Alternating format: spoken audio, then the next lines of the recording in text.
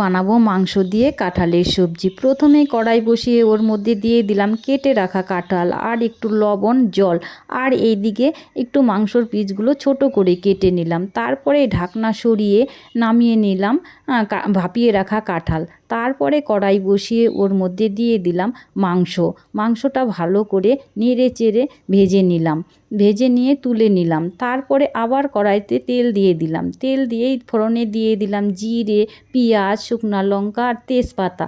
ওগুলোকে একটু ভালো করে লালচে করে ভেজে নিলাম। তারপরে দিয়ে দিলাম আদা রসুন বাটা। তারপরে দিয়ে দিলাম লবণ, হলুদ, শুকনো লঙ্কার গুঁড়ো। তারপরে ভেজে রাখা মাংসর টুকরোগুলো। তারপরে আবার দিয়ে দিলাম ভাপিয়ে রাখা কাঁঠাল। তারপরে ভালো করে নেড়ে চেড়ে ওর মধ্যে দিয়ে দিলাম একটু জল দিয়ে আবার একটু ভালো করে নেড়ে চেড়ে দিয়ে দিলাম গরম মশলার গুঁড়ো। তারপরে নামিয়ে নিলাম মাংস দিয়ে কাঁঠালের সবজি।